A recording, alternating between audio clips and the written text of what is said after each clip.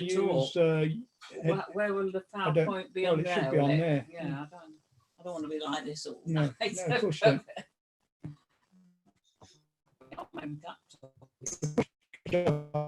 don't.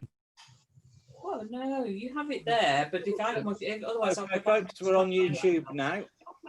So, which do you want me to do? Hold on, let's see if it's. Well, no, you have it there, but if I don't want it, otherwise Okay, folks, we're on YouTube now. So, Yeah. what do you want me to do? Hold on, let's see if it's. Oh, I put it on my phone. Now I'll be able to see how many people are. Gosh, I can smell someone smoking. Put it on my phone. Now I'll be able to see how many people. Right, I think I'm on again. Can you hear me, everybody? I think I'm going to take it. Sound quality is not great. No. No. It says low system resources may affect your audio quality. Yeah, I think they are affecting your audio quality. Right, I'll have to close a few things. I've got loads of things open, so. You might have to just call Linda just had it on my phone. I don't need to be saying anything anyway, I suppose, until the end, or asking questions. I won't know any answers. Oh, Simon's doing that. I think Simon's doing the introductions, aren't you, Simon? Yeah, I will. Yeah. I'm here. Can everybody see it on YouTube? Is it on YouTube? Nothing at the moment. Oh, yeah, I've just looked, but I can hear myself after I say it, so I've turned it off. Okay, yeah, turn the sound off, Linda. I've got Wombourne Scientific Society, but on the subscription. Our latest videos, no. Yeah, we got people watching. Oh, where are we then? Ben Evans. They're all previous ones. They're all previous talks, so why am I not getting them today? Visit channel. That's probably what I've got to do. That's better. Silly me. You got it. I've got it now, yes. There we go. Excellent. We're on. We'll just give people a chance to join because we've only just switched on, so we'll give them all a chance to come in. It's picking me up for some reason, isn't it? And I'm not saying anything. Yeah. I think it's just because the sound quality on the headphones, Alan, I think. So, yeah, I think that's what it is. I think just as you talk, I think there's some distortion and it just puts it out on. It comes over to you then, I think that's what it is. See if I can try and improve that. Or I could use the stereo microphone. Excellent.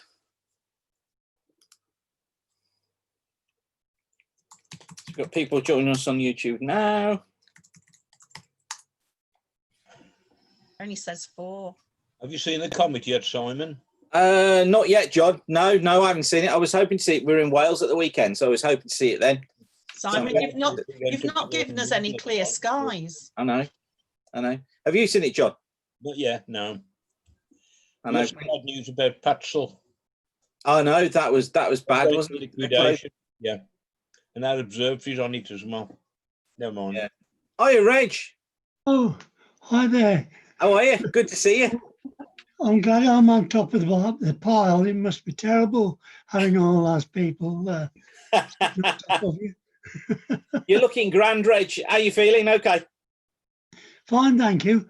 I just dashed off to have a quick sandwich in the last half hour because I'd had a nearly 2-hour meeting like this during the late afternoon, which I only overran by an hour, that's all. Goodness me. You're a sucker for punishment, Reg. Well, actually, I think that I might have logged on to a different program for this because it appears on the screen a bit differently. Yeah. Was it Microsoft Teams that you used, or was it Zoom? No. I got God knows what it is. I can't see things that tell me what's what. So long as you got it working, that's the main thing. Yes, oh, that's okay.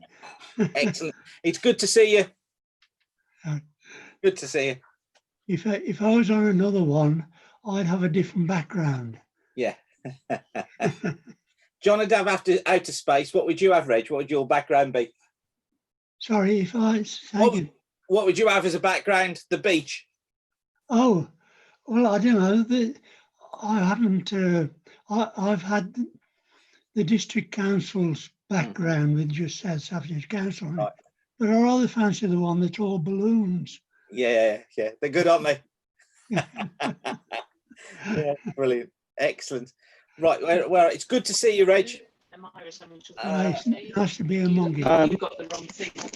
Channels, like channels. Join channels. Okay, everybody, it's 7:30. Evening to everybody watching on YouTube as well. But just give it a couple of minutes just to let anybody else come in that wants to join us. We were a little late getting onto YouTube. We were there just before 7:30. So we'll just give it a couple of moments to allow other people to get in.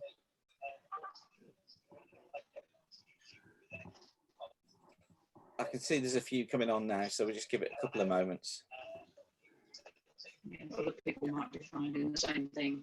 They're not getting the actual magic. And what I'm going to do is just mute everybody off on Zoom. Right. The link that he's given.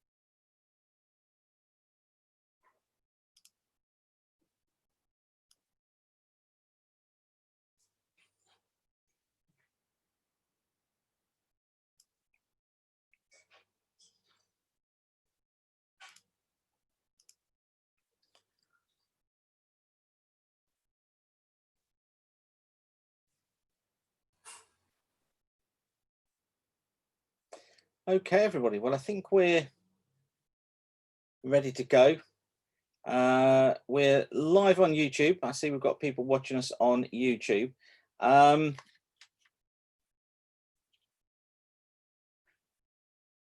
Yeah, so you just mentioned there that people may not be accessing the link on the current YouTube.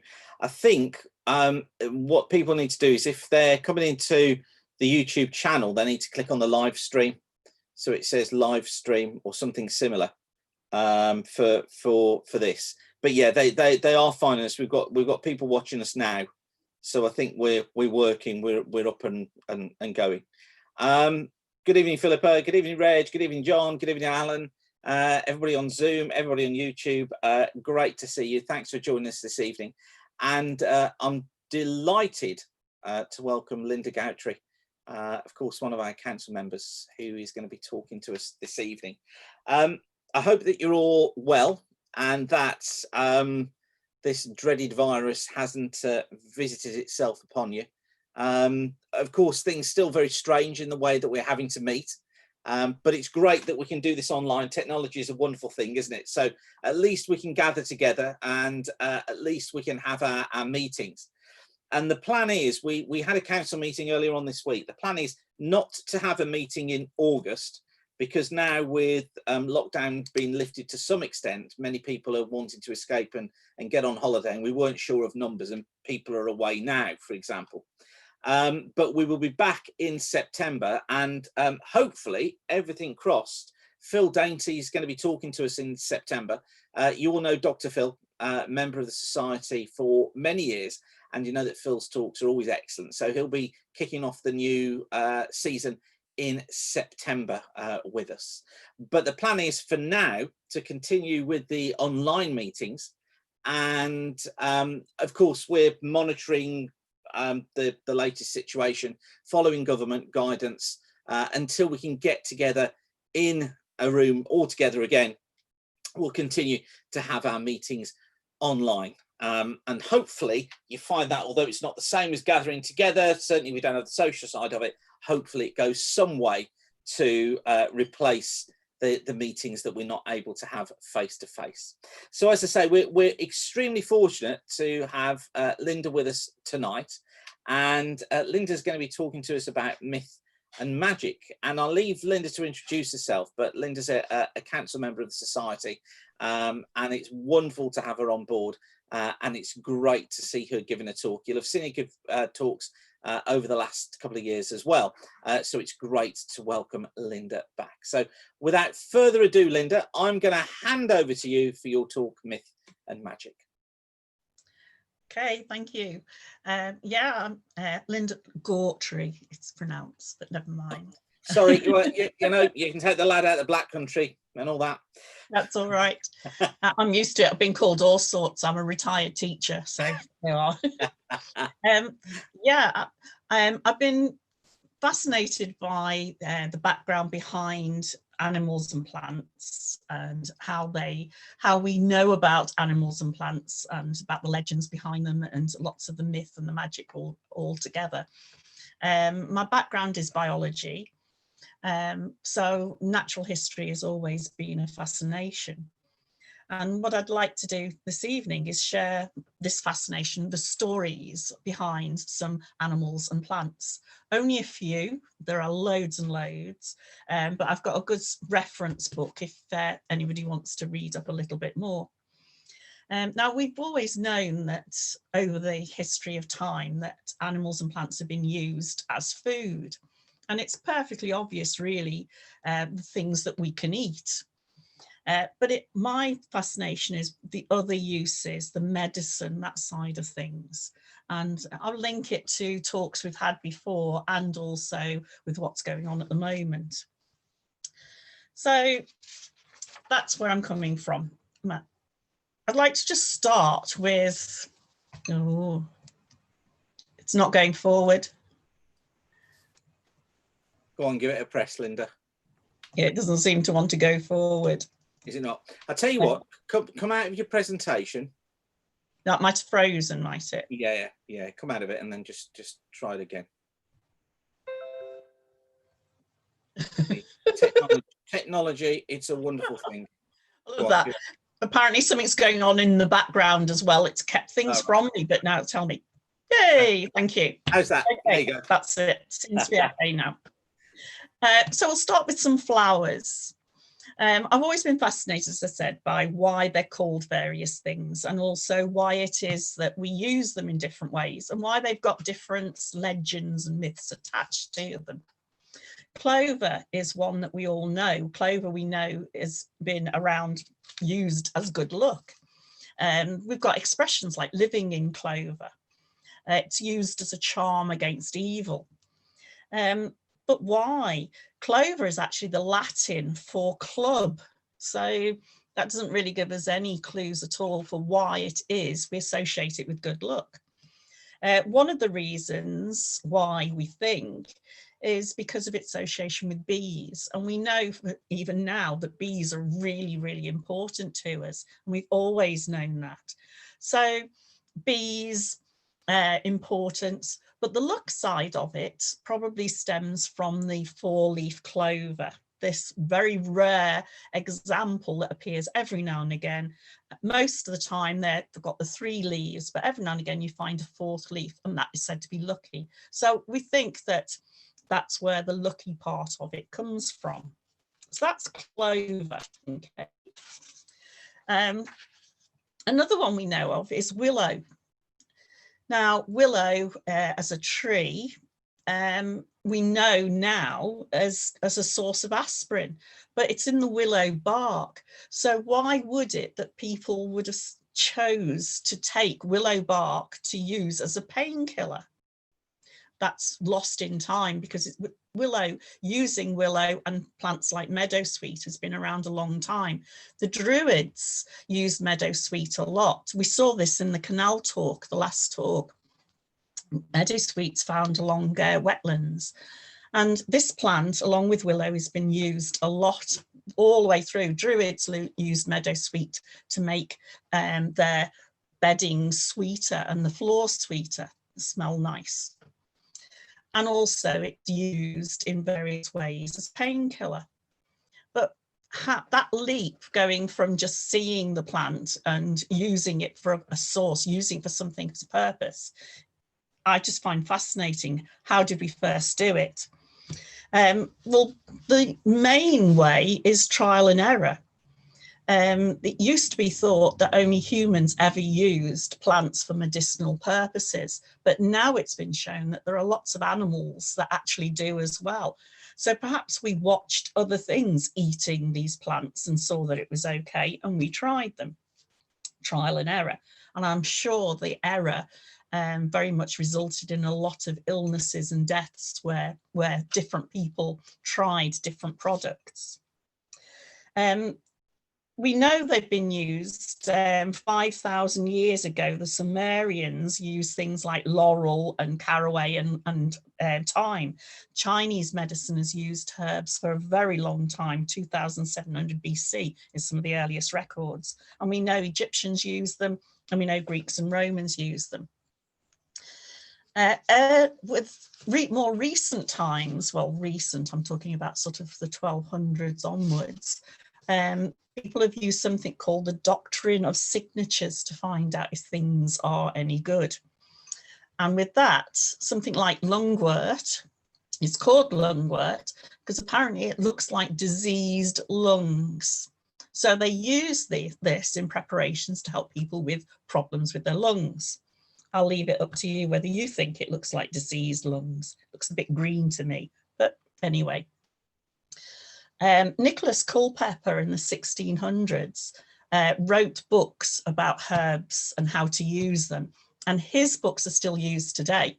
Now, he linked this doctrine of signatures along with the science of, oh no, I can't use that word, astrology, okay? He used astrology and all these different ideas, he linked them together. And actually the book is still in use today and still being published. Going on to a different plant and a different sort of myth associated with it. We all recognize daisies.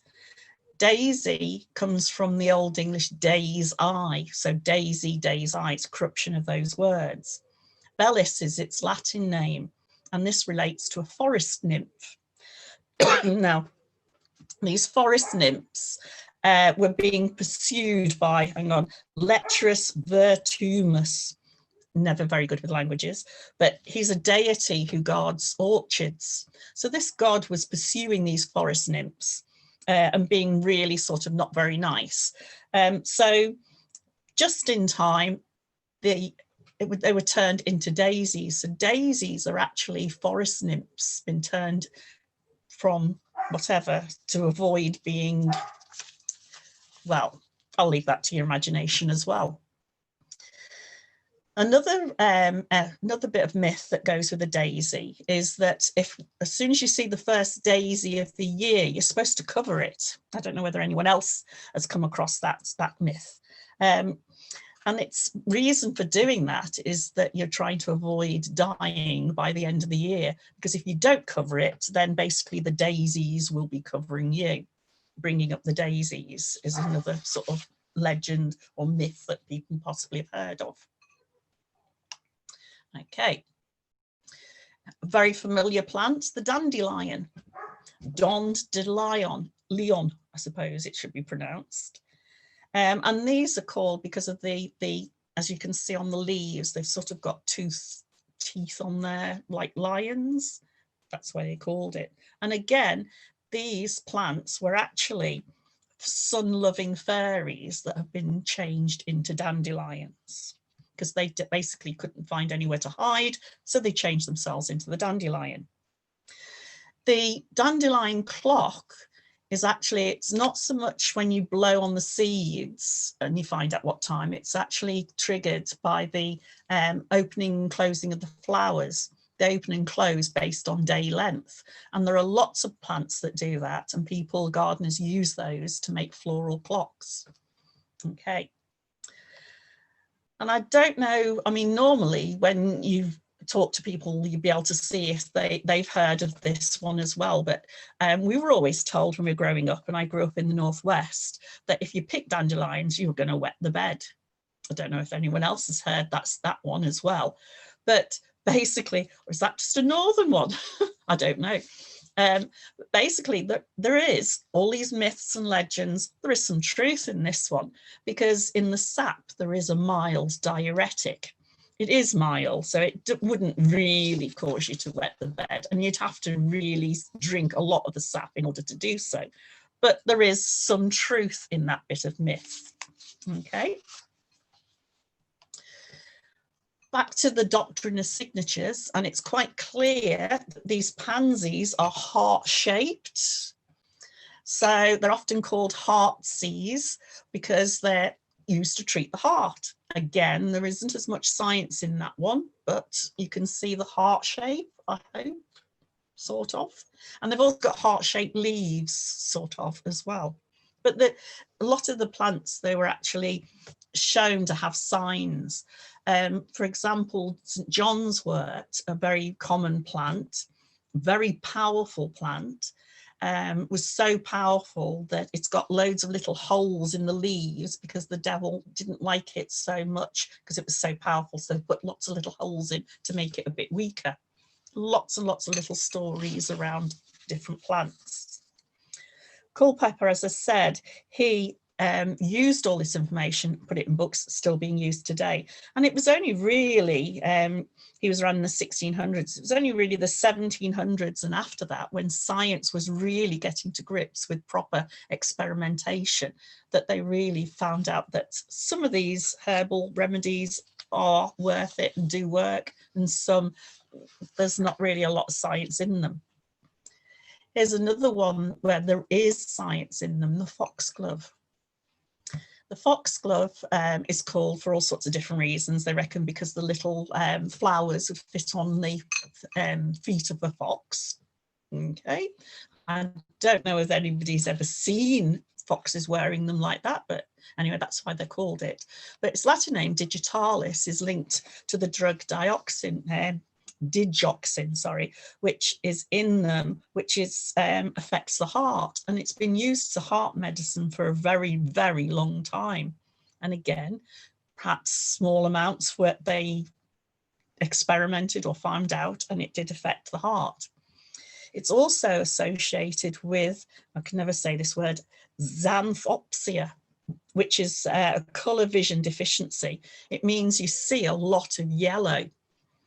And the reason for this is because the digitalis, the drug that's in there, the chemical inhibits the way the eyes work. So you see a lot of yellow. Vincent van Gogh was actually treated for his mental disorders with digitalis. So perhaps it might explain why in his later years, all his work was very yellow. I've read that sometimes some people say that's true, some people aren't sure. Okay. Okay. The poppy, we know how the poppy, we know all about the poppy. We know how it's used as a symbol of peace because it was one of the first flowers that appear in the fields of Flanders after the First World War. So we know about that side of it. We also know that the poppy, certain poppies contain very strong chemicals, the opiates, and all the problems that have come with those. Now, this, I want to use that as really an example of how lots of these plants have got these chemicals in that we can use for our benefit. And there are lots of plants out there that we still haven't really explored. So it really is an extremely good reason why we should protect our environment and make sure that we don't lose any more plants or animals than we have done already. I'd like to talk about a few animals now. We know about the myths surrounding magpies. We know about one for sorrow, two for joy. Now that is often slightly different in certain parts of the country, but in essence, it's the same, one for sorrow, two for joy. I don't know whether people realise these are extremely clever birds. We know that now. They're part of the corvid family with crows and rooks. And one of the things that we know they do is collect shiny things. And we think because of that, the Victorians were really fearful of them. They thought that the magpie was a bringer of really evil doings associated with the devil because it's black and white. And they actually nearly hunted them to extinction. During Victorian times, there were very few. Also, it was said that they wouldn't go into the ark. They would just sit on the top of the ark and just shout profanities and swore at the world as it drowned. So they don't, Christianity didn't like the magpie.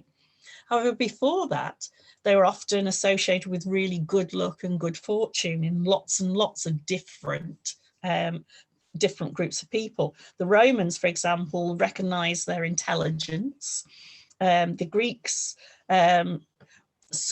related them to Bacchus, the god of wine, and in Native Americans believed that by wearing their feathers, it made you stronger. So, this group of birds, the magpies, lots of different myths and legends surrounding them. Okay. Now, as I said, one of my fascinations is how ideas change over time. And this is a really good example, the eel. Now, the eel, I don't know how many of you have ever tried to eat eel, but eel has been a very, very important food source for a very long time over the whole of Europe, not just England. So it's been really important, so it's very well studied. Now, we now know that eels have got an absolutely fascinating natural history. Their life, they start off in the Sargasso Sea, right in the middle of the ocean. And they lay their eggs there, and then as elvers, as tiny little hair-like things, which is the picture at the bottom, they swim back to the European rivers and then spend quite a few years and years in the mud, growing and maturing gradually until they swim back to the Sargasso Sea and breed again. Absolutely amazing. But that has only been known very recently. Do you remember spontaneous generation that I talked about in another talk? Eels prove that spontaneous generation is true. It means what they said and they believed, everyone, scientists believed for a very long time, is that life could arise from non-living matter. Eels were a great example because basically eels could be found in mud. And no matter how hard they looked, they could never find an eel that showed any gender. They couldn't find any of the sex organs in the eel. So they didn't think they reproduce, they just arised in the mud. And if you remember, Aristotle was the first person coming up with this idea. And really it was well into the 1600s and beyond that this theory carried on. Antonio von Leeuwenhoek, he was the person, one of the people who did lenses so that he could use microscopes. And he was one that was really trying to find out about the eel. In fact, loads and loads of scientists studied the eel over the centuries. In particular, at one point, Italy was absolutely obsessed with them. Leeuwenhoek reckoned that the eel was like mammals and they actually gave birth to live young, just like mammals. And that's because he observed eels with tiny little worm-like things coming out of them. It was shown and it turned out that they were parasites, but anyway, they still didn't know. Going on to the 18th century, Carl Linnaeus, now he was a scientist who's very much to do with putting animals and plants into orders. So he did taxonomy. and he organized animals and plants, and most of his way of working species is definitely we'd still use. He also thought that they were like mammals or like other fish, that they gave birth to live young. But unfortunately, it was found that he wasn't actually looking at the eel. He was looking at a close relative, the eel pout, a different type of fish. And then in 1862, David Cairncross, now he wasn't even a scientist, well, not a proper one, he was an engineer, sorry, engineers, okay? But his main love was engineering. But then he observed that there were eels, and he found this, what we call eel hair, which is like in the picture with the hand. He had this eel hair, and it was actually found with beetles. So of course, in the mud, he thought eel hair, beetles, they've got to be connected. And watching the beetles even more, he could actually see some of these little worm-like things coming out of the beetles. So he said that the beetles gave rise to eels. But again, if he'd have had more science friends, they'd have told him, no, they're parasites, sorry. So again, 1862, still didn't know about eels and about whether or not they could breed in the usual way. And then we get to Giovanni Grassi a bit later on, and he was in a group of Italian scientists, loads of them, again, as I said, obsessed with eels. He, after years and years of dissecting all these eels, found that they did have sex organs. Now, over the time, these eels have been put into all sorts of absolutely awful experiments. It was rumoured, and people said that they ate peas and beans and other pulses. And this was because a countess in the 1600s accused eels of eating all her peas and beans. So they got all these eels, put them in a big tank, fed them peas and beans, and lo and behold, there weren't as many eels left at the end of the experiment. The eels ate each other. And in fact, all they ended up with was one great big huge eel, which didn't really help them at all. Grassi found that it took time. They actually changed through their life, and about the fourth big change, they change and get the sex organs. And that's really why they hadn't seen any sex organs in all the times they were looking. He even suggested, which is quite a step forward, that eels must breed at sea, because this change, he watched them and they could actually live in salt water. Again, he found that out by testing them.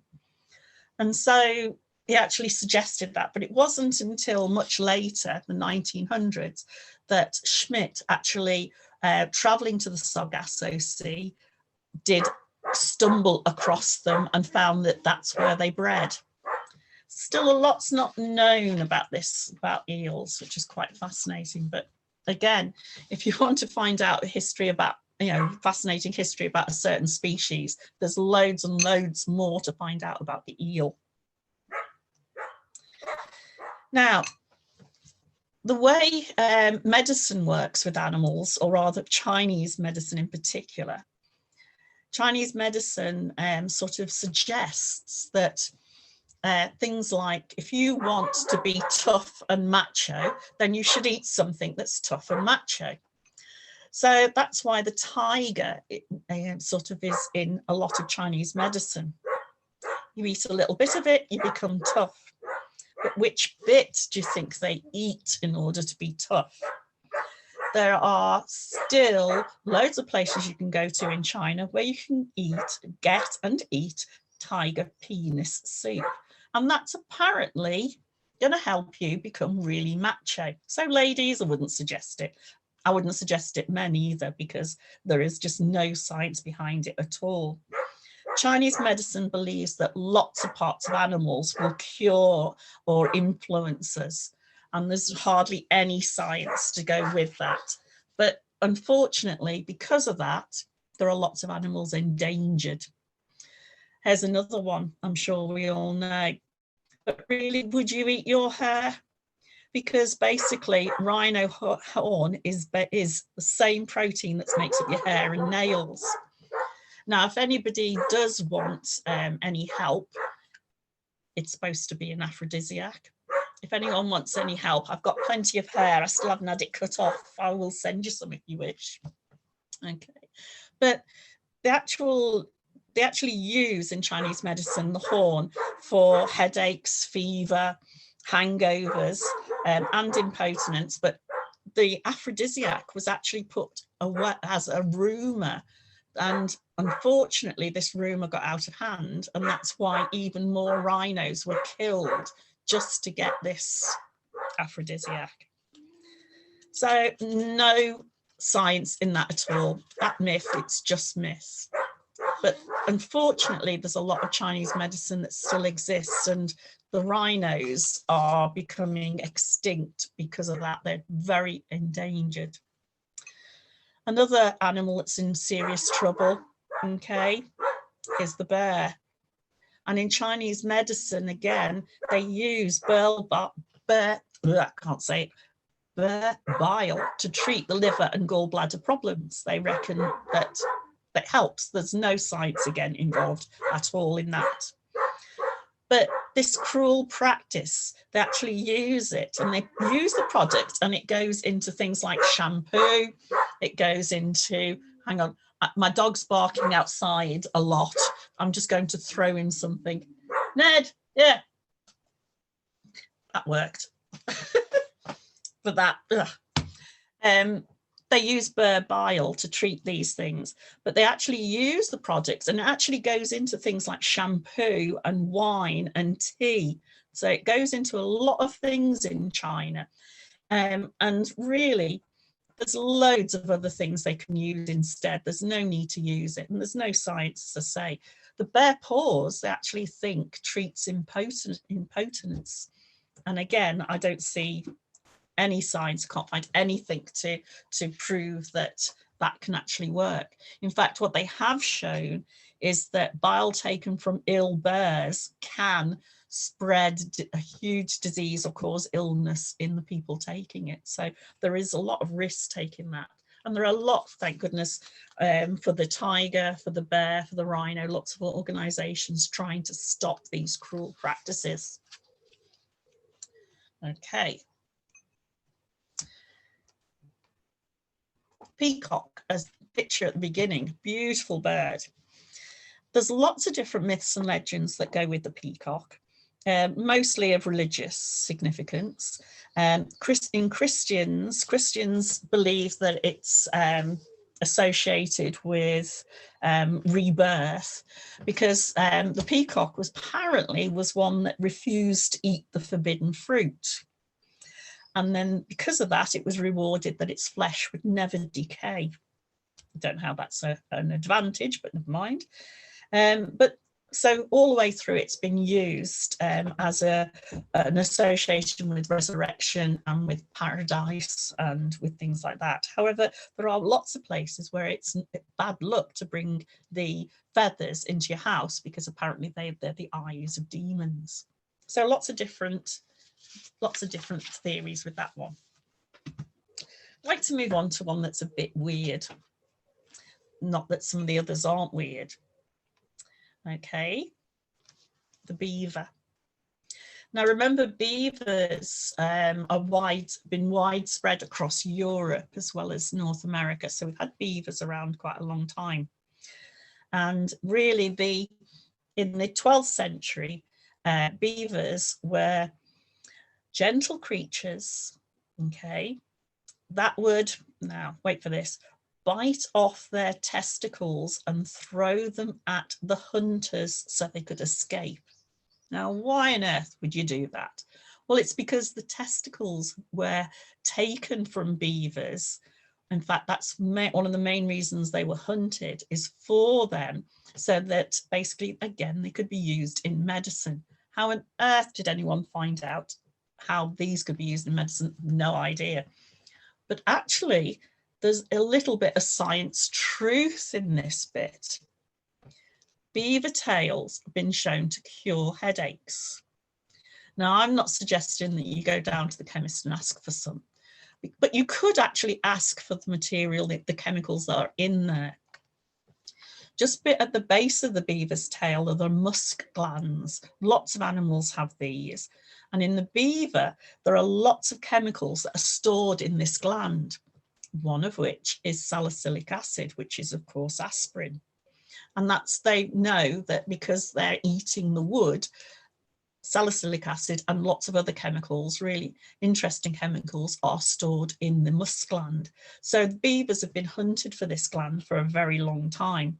But even into the 1670s, you know, they still believed that beavers bit off their own testicles and threw them at hunters.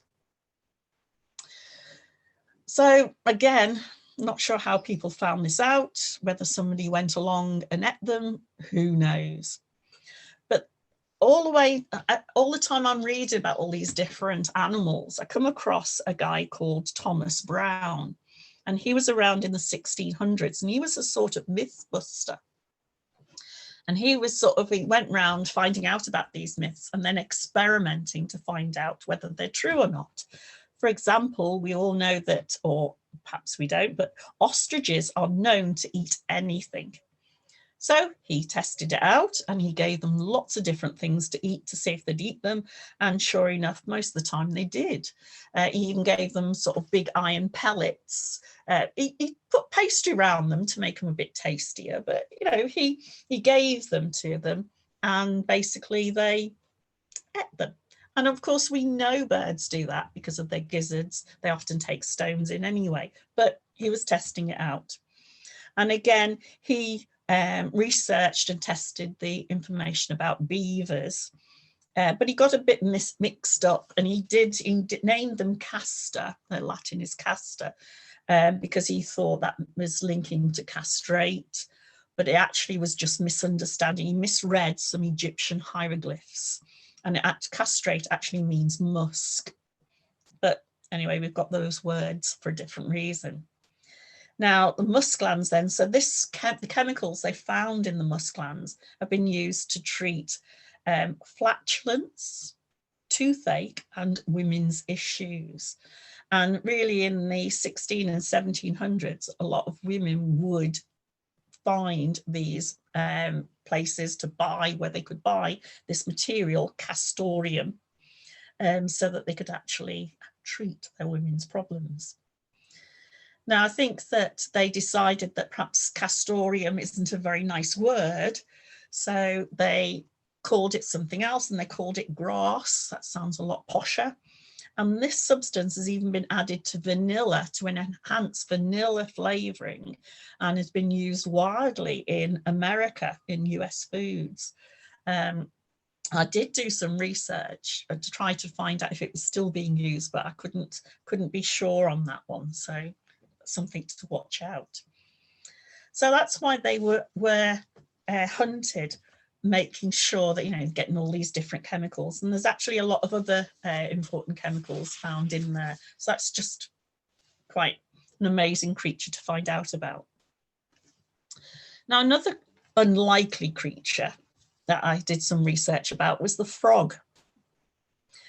Now, frogs have been associated for a very long time with fertility, because we all know that when, you know, straight after floods and things, frogs appear. That's just the way they do. They appear out of mud, spontaneous generation again. And so they've been associated with fertility. In medieval times, right, now, I still find this quite amazing every time I read it and think about it, but in medieval times, putting a frog in your mouth was a form of contraception. Yes, you heard that right. Putting a frog in your mouth, contraception. Now, reading, it doesn't say male or female, it doesn't say, but I think that would put anybody off. But anyway, I don't know how that worked or how they came up with it, but it's the link to this link, as I say, to fertility. In China in the 1950s, so that's not that long ago, the government actually promoted the swallowing of a handful of live tadpoles as birth control. So that was a government thing. They were encouraging, okay, women to take a handful of live tadpoles and eat them. Now that was a bit of improvement because the traditional way is to cook them first in mercury. So I think eating them live, perhaps that helped in lots of different ways. However, that didn't last long. In 1958, they actually declared it didn't work because they actually started collecting data, and they actually found that 48% of the women who were trying this, 48% of women just became pregnant. So it didn't work. So again, frogs really important in that way. Okay, back to, as I say, linking to the spontaneous generation. Aristotle thought they were a really good piece of evidence for it. Now, there's been lots of different experiments with frogs, and again, using them with spontaneous generation. Kircher in 1665 used them as proof, and he had loads of mud and put water on, and sure enough, frogs appeared. So he showed that, and everyone thought, yay, he's right, great. Okay, moving on, Jean-Baptiste van Helmont. Now he's a Belgian scientist. Now he did lots of experiments. In fact, he showed that plants needed carbon dioxide in order to increase their biomass. So he's one of the first to show that carbon dioxide was involved in photosynthesis. That's a different story. He actually, for this side of things, he actually got bricks, made holes in them, and he put basil in them, in the holes, and he found that scorpions appeared. So he made scorpions. Yeah, and also he was one of the ones, if you remember the experiments where you've got a vessel of some sort, a flask, you put some wheat in it, a bit of water, you cover it in. Now, what I read recently, it's a skirt of an unclean woman, and mice appear. So these experiments were going on, and loads of other quite bizarre, which to us nowadays just seem laughable. But of course, don't forget, microscopes hadn't really got off to a big thing at that time, so we couldn't see that detail, didn't know about a huge amount of things. So spontaneous generation. Okay, Reddy, if you remember, he was showing us lots of different experiments, and Thomas Brown, as I say, was very much involved in all these experiments. But I want to tell you a little bit about Spallanzini. Now, I don't know whether you remember a talk I did a while ago. Spallanzini, again, was somebody trying to prove that spontaneous generation was correct. But in doing so, he actually showed that there were the sex cells, the eggs and the sperm. And he used frogs to show this. And the way he did it, he got loads and loads of frogs. And we clearly see that the female frogs lay eggs. That was clear. You could see that with your eyes. But what wasn't really as obvious was what was coming from the male. So what he did was he made little taffeta trousers for the frogs. He made loads of them. He actually experimented with loads of different types of material first. So he put the females and they laid the eggs. He put the males with their little trousers. It's just mind-blowing. And he put them together and he showed that the eggs never came to anything. He took the trousers off the males and sure enough, the eggs did develop. So he actually showed that the males were producing the sex cells, and he could actually see them with the really good microscopes that were around at the time. So that was quite an important step away from the spontaneous generation theories. But also at the time, and in fact, actually, I'd like to move to the 1960s, the African clawed toad was used a lot for showing pregnancy. Before the toads were used, rabbits were used.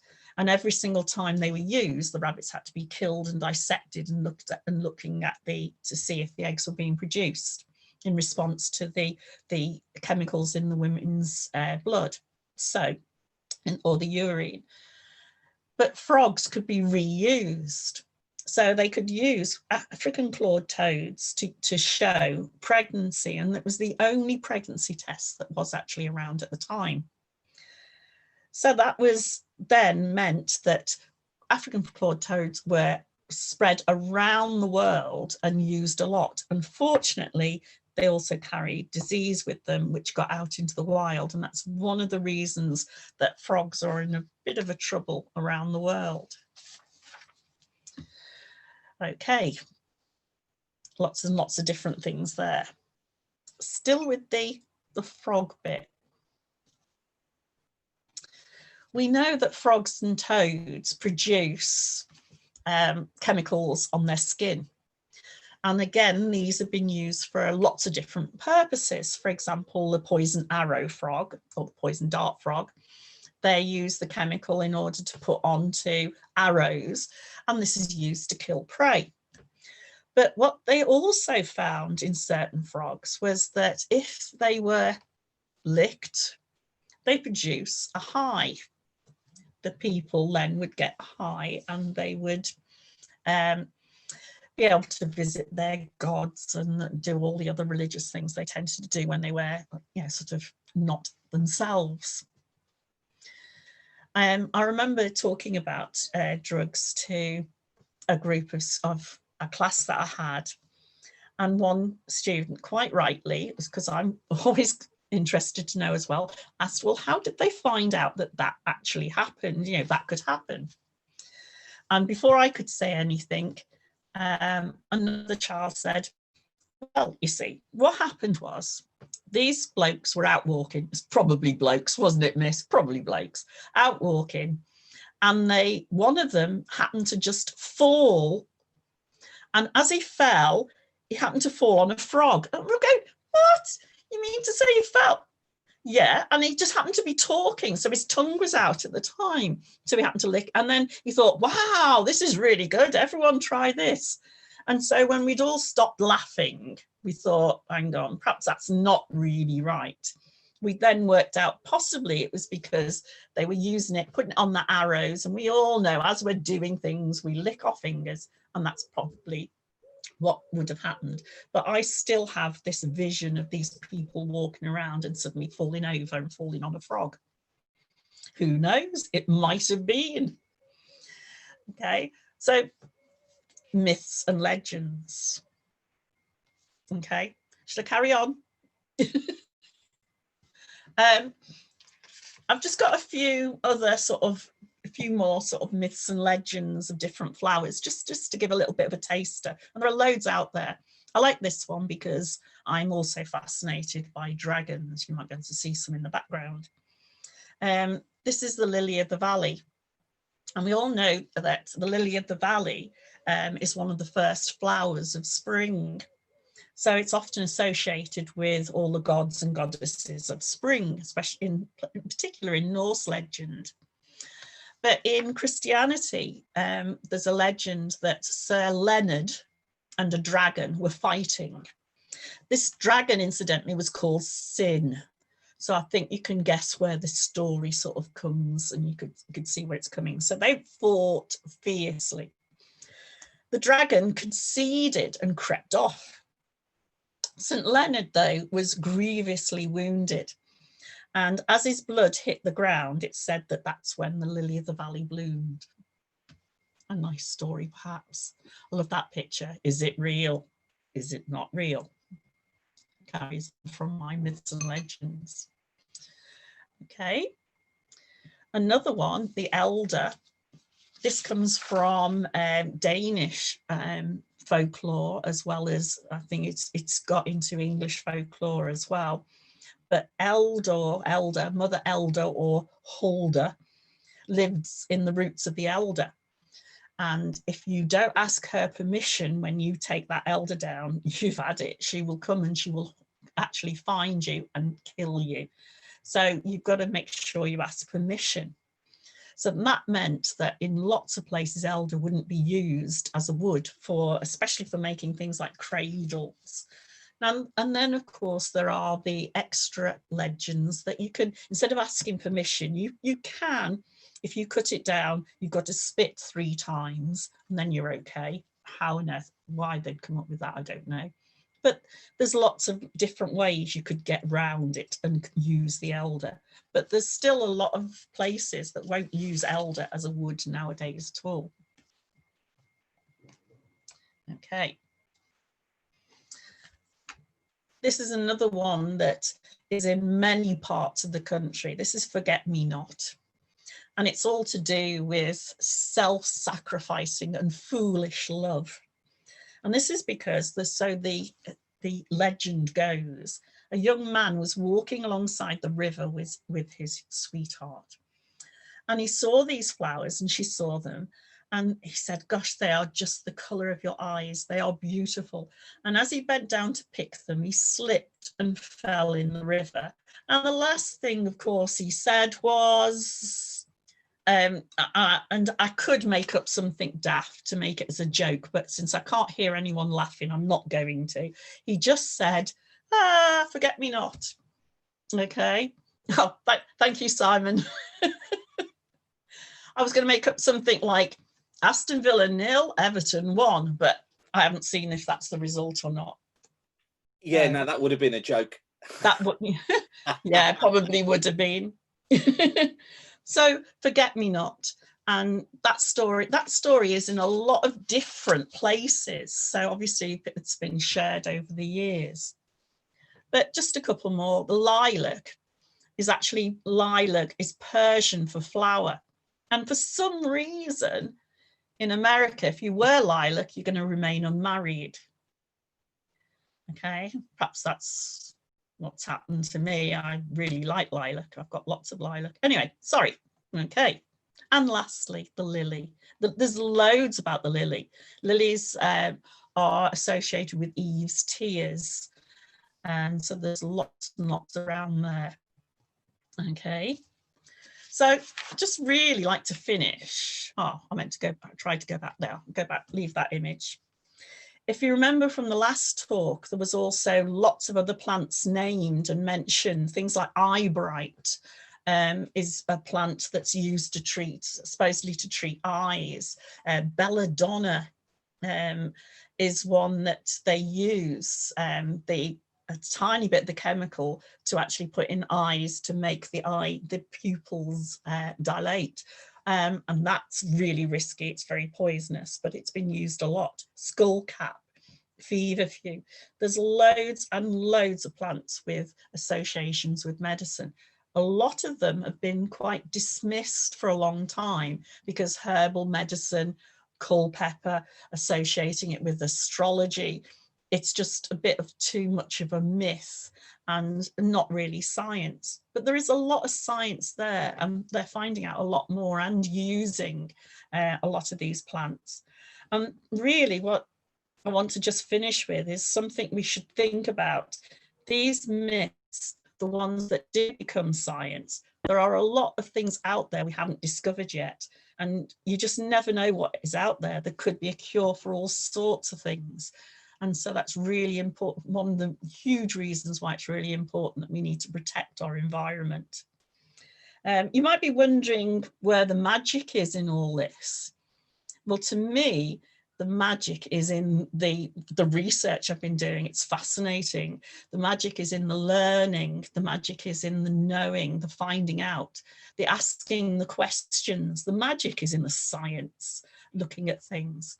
And if anyone does want to read any more, I can definitely recommend this book.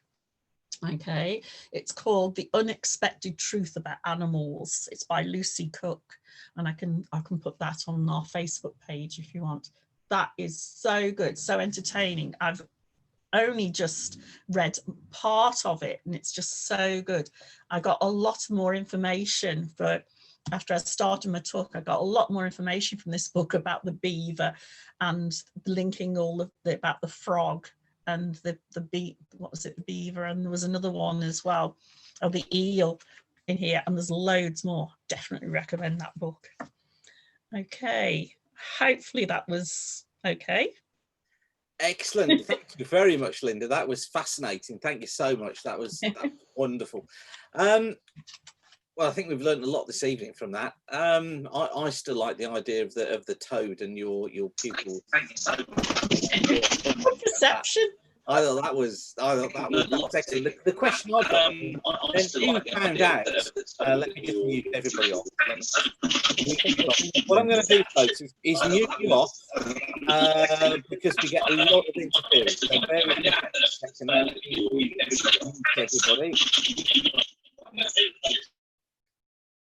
There we go, and then you can unmute yourselves as we go. Linda, if you can just unmute yourself, that'd be great. Yeah, I was going to say, of course, if they fell over and accidentally licked the frog because they knew that was going on, like you've said, from licking their fingers, then how do they find out it was poisonous on the arrow in the first place? Trial and error. You know, just the thought. It's real chicken and egg stuff, isn't it? They probably saw animals eating the frogs and dying, or animals don't eat them and wondered why. And perhaps just tried. It's got to be, it is. It's fascinating. But it's like like you just said about the belladonna plant as well, isn't it? It's I was thinking, well, how do they find out that dilates your pupils? But of course, that would be from touching it and then touching your eyes, wouldn't it? Possibly, yeah. The way that came out. Yeah, because they're not obvious food plants, so that you wouldn't you wouldn't have tried them anyway. I mean, it's like aspirin, isn't it? Why chew on the bark of a tree? Yeah. You know, who did that first? Crazy. They were using, what was fascinating, they were using mold to treat sores and wounds for a very long time. Well, we now know mold contains penicillin or certain types of mold. So it's amazing, isn't it? It kind of come from just one point. It must have evolved over time. These things, you know, you wouldn't just go straight to it and use it. I guess it's something that just evolves and is passed down from generation to generation until you reach the point where it's that does that. Yeah. Right, which I guess that the myths part of it then is what's left behind, isn't it? From how you've done that process, the myths part then is what's left behind when you've proved that, let's say, the one plant dilates your pupils. There must be a lot of things along the way that you kind of discard, but some of it still gets retained. I wonder if that's the myth. Yeah, and if that does that, then what can that do? So that sort of leads you to look for something else. Yeah, wow, it really gets you thinking, doesn't it? Has anybody got any questions for Linda? If you've got any and you're watching on Zoom, put your hand up or unmute yourself. John, I think you just unmute yourself, so you've got a question. I was just wondering, Linda, if the deck of cards clubs come from the clover leaf shape and clover. It could be, yeah, it and could also, be. When I was very young in Cosley, dandelions were always referred to as wet the beds. Really? Yeah, we were always told that up in the northwest as well. The Cosley in the northwest, I presume. Must be, but I think it's in lots of places. Yeah, I did that one as well, Linda. I think people were nodding their heads on Zoom, so I'm assuming that must be quite a common one in the Midlands and the northwest. Yeah, I think everywhere, lots of places. Then, yeah. Did you know, by the way, there's a lot of trafficking in elvers these days? They're so valuable in the Far East. Yeah. The eel population is being seriously depleted in British rivers because they're catching them by the hundredweight and exporting them to the Far East and getting a massive amount of money off them. Yeah. I know, it surprised me. Species, yeah, it surprised me how important elvers, and eels have been. Let's just hope that current events put a focus on medicine in the Far East and what hocus pocus it is, and that controls it even more. Education is helping. There's more and more. What they're trying to do is go around in places like China and saying, look, this is not working, this doesn't work. And so more education, as more people are educated, it is sort of slowing down. It's not being used as much, hopefully. Fingers crossed. There was a shop in the shopping centre in Stourbridge, Chinese medicine place. I don't know whether it's still going or not. Quite a large place as well. I wonder whether the Chinese ought to be taught evidence-based medicine. Well, if you think about it, that's where this latest virus has come from, isn't it? From their misuse of animals. Mm. Yeah. You started off with a daisy, Linda, Yeah. and called it Day's Eye. I wonder if this is to do with the way it tracks the sun. Yeah, it opens only when the sun is at its sort of. Yeah, but not only do they open, but they also, the flower heads will actually orientate themselves as the sun goes around. They sort of bend in that direction, don't they? Have you seen those wonderful floral clocks where they have different plants that open at different times? There's one called Jack Goes to Bed at Noon, and sure enough, at 12 o'clock, this plant, it looks like a big dandelion, closes up. It's also called Goosefoot, I think it is as well. But it's amazing. You can, set your watch by it. On our lawns this year, we've had some. We let the grass grow, and we've had these lovely yellow type of. Not dandelions, but similar small things. I think they did the weather forecasting better than you, Simon. They would always close when there was no sun. Yeah, that's not going to be hard though, Alan. And they would track the sun. You could actually, if you didn't know where the sun was, just look at where they were all pointing, and that would tell you where the sun was.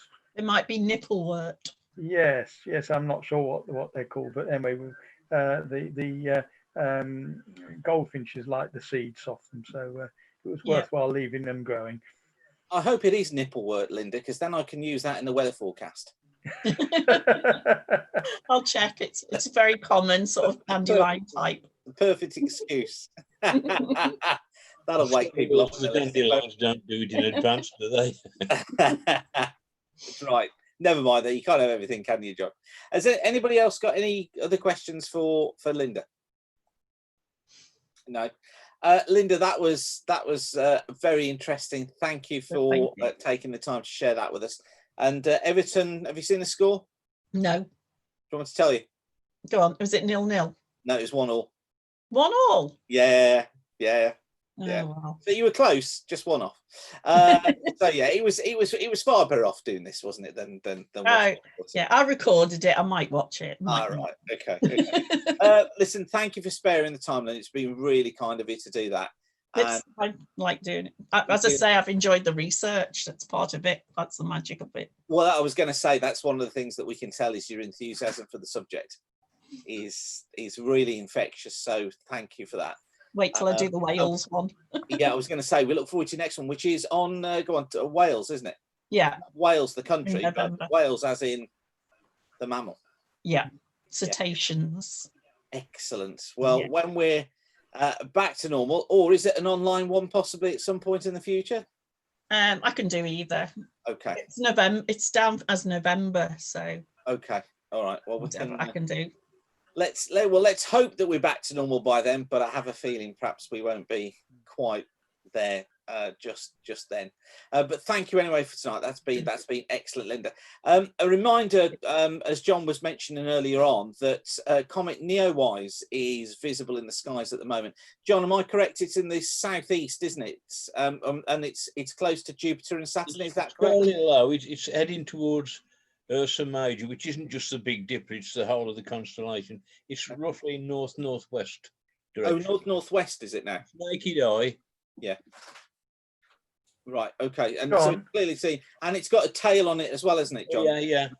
I say some of our lads went up to the Long Min to look at it the other night. Yeah, I was just actually outside. They lived at Cannock, and they always travel up to the Long Min to do their observing because it was nice and dark. I was just looking at a satellite picture because we've got some breaks coming through here now, but it looks like there's some more cloud coming in the next few hours. But it may clear tonight. It may be possible to see it tonight. But I've got a feeling it might be Saturday night. But it's also heading towards the twilight as well. Right. Okay. So we've got to see it in the next few days, really. Yeah. Really. Yeah. Okay. Yeah. And the other John, one. Can you see it on the on these phone apps? These astronomical phone apps. No idea. Oh, you don't know. Okay. No. You might, Alan. You might. I think you probably will be able to because they do plot them on there. But my understanding, and John, correct me if I'm wrong. My understanding is when you see it, you really can't miss it. That it's the comet. I'm assuming there's clouds are going to stop us seeing it. Yeah. Seen some great pictures, great photos taken. Yeah. Go on, John. Sorry, you were saying? I've seen some decent ones our lot have taken just with a smartphone. Yeah. You're quite right, Alan. I think it's cloud really tonight and tomorrow night is going to be the problem. But I think come Saturday night, even better, probably Sunday night, that's when we get some nice clear northwesterlies coming in, and that will clear out the skies. So the skies should be clearer then.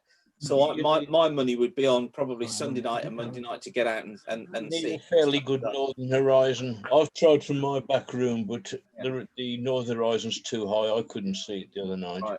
Okay. The other things to look at, John, which is why I mentioned in the southeast, you've got Jupiter and Saturn there at the moment. Saturn and Jupiter are fairly close together, roughly south or southeast, something like that. Yeah, and they're bright as well, aren't they? They're very bright. Yeah. And it's a good year for the planets because they've got such long period of orbits. Once they disappear from you, you don't see them for another 100 years or so. You know. Yeah. Mars is going to be visible fairly soon as well. That's going to be a good object. Really, Mars is coming back as well. Yeah. When's that, John? I'm not sure offhand. Let's have a quick shuffle in my book for July. What I just say that when you're looking for planets, you can't miss that they're Jupiter and Saturn, because stars twinkle, planets tend not to twinkle like stars. Right. So you can always tell what's a planet and what is a star. Stars twinkle classically as we imagine it, but the planets tend not to twinkle. They're more sort of steady light. Yeah. And of course, all this astrology helps, as I've said, doesn't it? It sort of links and helps our moods. Yeah, don't you bring that in, Linda. I'll set John on you. All right, don't you start with that. But Mars is a good one as well when it comes close, because it's red and it's visibly red as well, so you can't miss it. Have you got it there, John? Mars is rising in the east around midnight. That's around about the 6th of July. So we should be getting there. Intermediate in brightness between Jupiter and Saturn. During July, Mars brightens from magnitude minus 0.5 to minus 1.1 as it travels through Pisces. So it's getting brighter as the month moves on. Yeah, brilliant. Minus 1.1 is a good magnitude. Yeah, absolutely. So you could be seeing Jupiter, Saturn, and Mars. And Mars, yeah. All in the same night. The moon gets in the way of Saturn and Mars a little bit, but that's up to the 4th of July. That's gone now. Yeah. I'm trying to find out where Mars is in relation to them. You could see them all in the same night, though. Yeah. Brilliant, excellent. So lots to see this month and next month as well. Super. Yeah. Thank you for that, John. Appreciate it. And thank you again, Linda. Thank you, everybody, for joining us. Thank you, Linda.